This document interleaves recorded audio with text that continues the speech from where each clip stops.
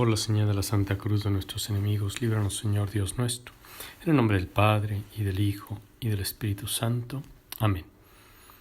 Señor mío y Dios mío, creo firmemente que estás aquí, que me ves, que me oyes. Te adoro con profunda reverencia. Te pido perdón de mis pecados y gracia para hacer con fruto este rato de oración. Madre mía Inmaculada, San José, mi Padre y Señor, Ángel de mi guarda, intercedan por mí. En el ya lejano año de 1986, en la solemnidad de Pentecostés, el Papa San Juan Pablo II publicó una encíclica sobre el Espíritu Santo. Dominum et Vivificantem, Señor y dador de vida. Estamos justamente ahora en estos días, en vísperas, en este tiempo de Pascua, que nos prepara, especialmente estas últimas semanas, hacia la solemnidad de Pentecostés. Pues bien, el Papa en esta encíclica se detiene a considerar las palabras que hoy aparecen en el Evangelio. Cuando Jesús, durante el discurso, esas palabras largas en el cenáculo, anuncia la venida del Espíritu Santo y dice: «Y cuando Él venga, convencerá al mundo en lo referente al pecado, en lo referente a la justicia y en lo referente al juicio». Es significativo, dice el Papa, el contexto en el que Jesús relaciona esta venida del Espíritu Santo con su propia cruz, con su propia muerte, con su muerte y con su resurrección, que es la palabra definitiva de vida de Dios para el mundo. Lo más interesante, dice el Papa San Juan Pablo II, es la explicación que Jesús añade a estas palabras: pecado, justicia, juicio. En el pensamiento de Jesús, el pecado, la justicia, el juicio tienen un sentido muy preciso, probablemente diferente al que en general la gente podría inmediatamente decir. Y esto mismo vale también para las palabras convencer al mundo, que es una fórmula propia que se atribuye al Espíritu Santo. En este pasaje, pues, el pecado significa la incredulidad que Jesús encontró entre los suyos, empezando por sus conciudadanos de Nazaret. En algún otro momento del Evangelio de San Juan se dirá que si los jefes, las autoridades del pueblo hubieran aceptado el bautismo de conversión que predicaba Juan el Bautista, las cosas hubieran sido de otra manera, pero endurecieron su corazón. Así pues, el pecado significa el rechazo de la misión y que conducirá a la muerte misma de Jesús. Cuando seguidamente habla de la justicia, dice el mismo Papa, Jesús parece que piensa en la justicia definitiva, que el Padre le dará rodeándolo con la gloria de la resurrección y de la ascensión al cielo.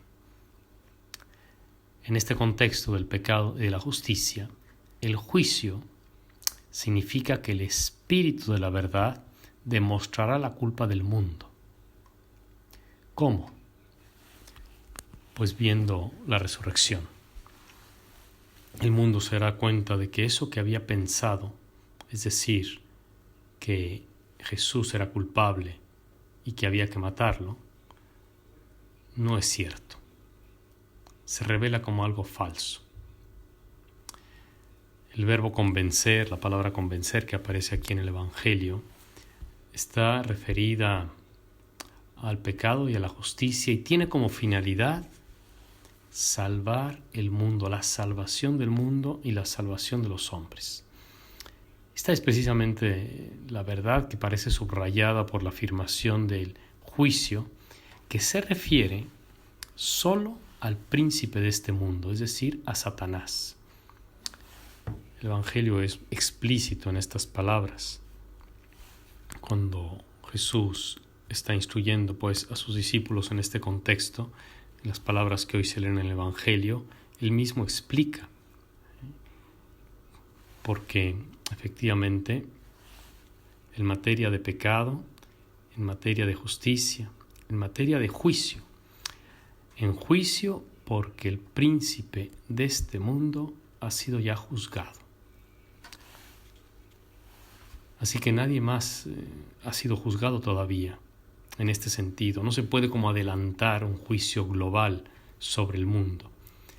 El juicio es sobre el príncipe de este mundo, es decir, Satanás, el cual, comenta el Papa, desde el principio explota la obra de la creación contra la salvación, contra la alianza y la unión del hombre con Dios. Él, Satanás, ya está juzgado desde el principio. Esta es una revelación para nosotros que nos muestra cómo Satanás no tiene razón.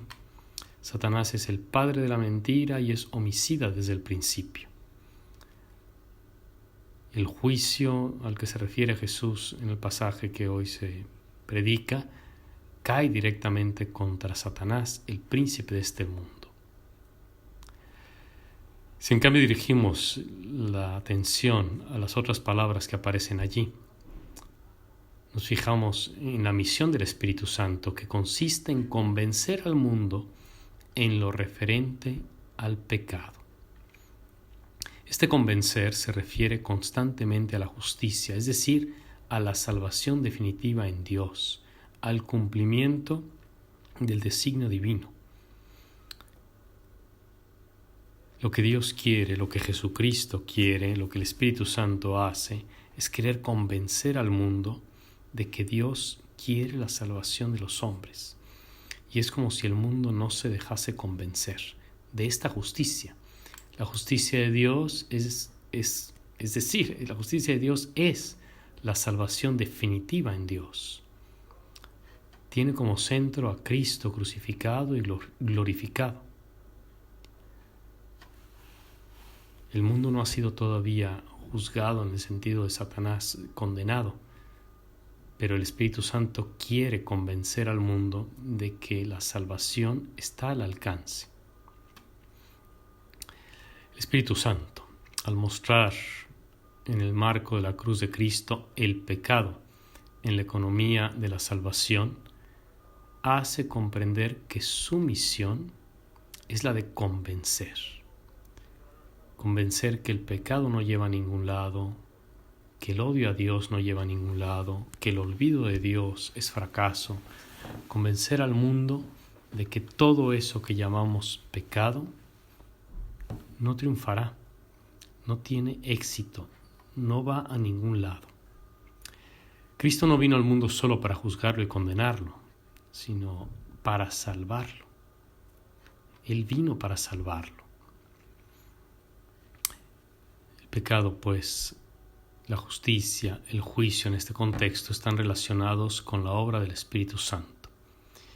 Cuando Jesús, pues, en la víspera de la Pascua habla del Espíritu Santo que convencerá al mundo en lo referente al pecado, hay que entender esta afirmación en el alcance más amplio posible, porque comprende el conjunto de los pecados en la historia de la salvación.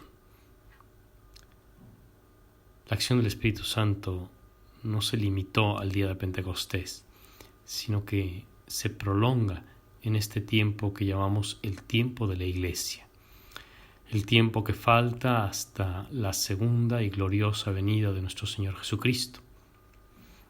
Este es el tiempo del convencimiento. Hemos de convencernos nosotros y hemos de convencer al mundo, hemos de dejarnos convencer y hemos de convencer al prójimo, a la humanidad entera. No es difícil, pues, ver que las palabras de Jesús se referían a toda la acción que el Espíritu Santo iba a desplegar a lo largo de la historia. ¿Quiénes son los primeros convencidos del pecado, de la incredulidad, de esto que es propiamente la justicia? Los santos están convencidos por la acción del Espíritu Santo de que Satanás no ganará, de que Dios es justo y quiere la salvación del mundo, de que el pecado es propiamente una incredulidad, el desesperar o no creer en el poder de Dios. mientras seguimos avanzando en estos días de preparación hacia, más que preparación, de tiempo de la Pascua, del gozo, en este tiempo que culmina con la celebración de Pentecostés, meditamos sin duda en las palabras de Jesús y en lo que significa también para nuestra vida. Y nos podemos preguntar, ¿me dejo convencer por el Espíritu Santo? ¿Estoy realmente convencido de que ni el pecado, ni el mundo, ni Satanás tendrán la última palabra? ¿Estoy convencido de que lo que Dios quiere es la salvación mía y de toda la humanidad? ¿Qué significa eso en mi vida y cómo se manifiesta en cada una de mis acciones? Te doy gracias, Dios mío, por los buenos propósitos, afectos e inspiraciones que me has comunicado en este rato de oración. Te pido ayuda para ponerlos por obra. Madre mía Inmaculada, San José mi Padre y Señor, Ángel de mi guarda, intercedan por mí.